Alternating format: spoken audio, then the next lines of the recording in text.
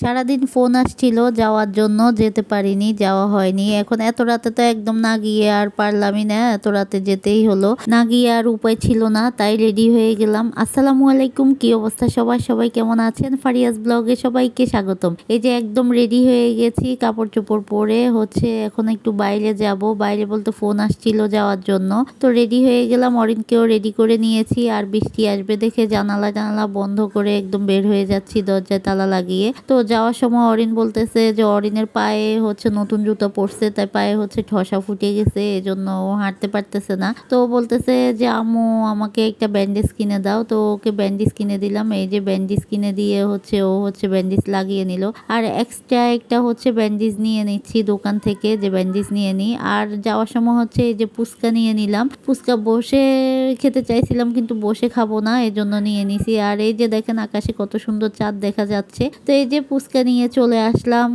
দেখেন কার বাসায় চলে আসছি, বান্ধবীর বাসায় চলে আসছি। বান্ধবী সারাদিন ফোন দিতেছিল যে তার বাসায় আসার জন্য, তো আসবো না আসবো না বলতেছি, ওকে আমি বলি যে তুই আমার বাসায় আস, আর ও বলতেছে তুই আমার বাসায় আস। দুইজনে এমন করতে করতে লাস্ট পর্যন্ত আমারই আসতে হলো। তো আসার পর দেখলেনি তো, আমাকে আসার পরই আমাকে কোক খেতে দিল।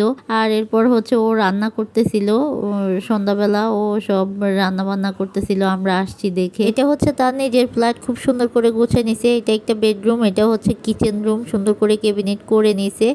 আর ডাইনিং এ একটা ওয়াশরুম আছে, ওইটা ওর ছেলের রুম ছিল, ছেলের রুমে একটা ওয়াশরুম আছে। ড্রয়িং ডাইনিং একসাথে, এটা আরেকটা বেডরুম। খুব সুন্দর করে সাজায় গুছিয়ে নিছে ওর রুমগুলো। আর এটা তার বেডরুম, খুব সুন্দর করে ক্যাবিনেট করে নিছে। আর এই যে ফুলের টপগুলো দেখছেন, এগুলো আমাকে সাথে করেই কিনে নিছিল ঈদের কিছুদিন আগে। এই যে তার বেডরুমটাও খুব সুন্দর করে সাজা গুছাই নিছে, ক্যাবিনেট করে নিছে বেডরুমে।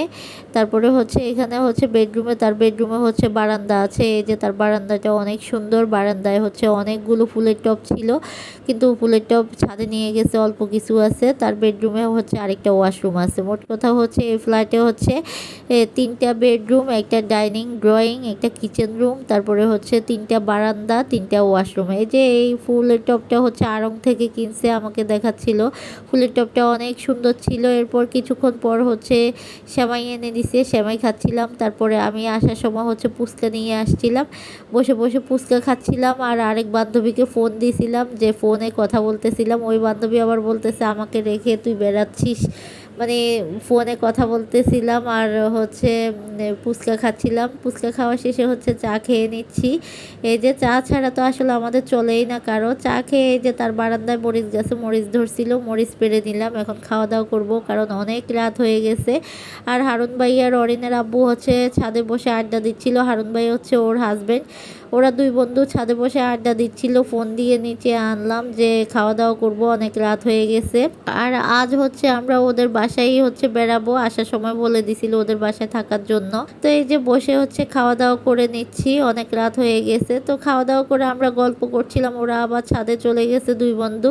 এই যে দেখেন ছাদে বসে ওরা আড্ডা দিচ্ছে। এটা ফজরের সময়, যে আমরা দেখে আসি কি করছে। সারা রাত তো একদমই ঘুমাইনি, কোন দিক দিয়ে সময় চলে গেছে বলতেই পারবো না। এই যে আর এই ফুল গাছগুলো আমার বান্ধবীর ফুল গাছগুলো ও সব। তো ফজরের সময় দেখেন এখনো গলির লাইটগুলোই নিবানো হয়নি, রাস্তার লাইটগুলো জ্বলতেছে। আর এই যে সূর্যমুখী ফুল কত সুন্দর ফুটে আছে ছাদে। তো সকালবেলা চলে আসলাম, যে নাস্তাটা বানাইনি, এখন আর ঘুমাবো না, দুজন মিলে নাস্তা বানাই। আমি বেলে দিচ্ছিলাম, ও নাস্তা ছেঁকে নিচ্ছিল।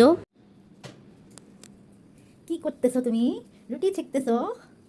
এই যে আমাদের সারা রাত ঘুম নাই, সারা রাত আড্ডা দিছি। আর এখন সকাল সকাল বান্ধবী বলতেছে রুটি বানিয়ে ফেলবে, নাস্তা রেডি করে ফেলবে। এই যে নাস্তা রেডি করতেছে, রুটি। ওদেরকে নাস্তা খাইয়ে বিদায় করে দিয়ে আমরা ঘুমালাম। ঘুম থেকে উঠে যে আমি এখন নাস্তা করে নিচ্ছি অরিনমণি সহ। তো নাস্তা করে নিয়ে যে আমি এখন বাসায় চলে যাব। আমার বান্ধবী বারবার রিকোয়েস্ট করতেছিল আজকেও থাকার জন্য, বিকেলে যাওয়ার জন্য। তো আমি আসলে থাকিনি, বাসায় আমার কিছু কাজ ছিল। তো এই যে অরিনমণি সহ আমিও এই যে এখন বাসায় চলে যাব, বের হয়ে গেছি। আর ওদের বাড়িটা নতুন করা হয়েছে, এখনো পুরোপুরি কমপ্লিট হয় নাই, কাজ চলতেছে। তো এই তো আমি বাসার উদ্দেশ্যে রওনা হলাম, রিক্সা নিয়ে নিছি। তো আমার ভিডিও যদি ভালো লেগে থাকে লাইক কমেন্ট করে পাশে থাকবেন। আল্লাহ হাফেজ।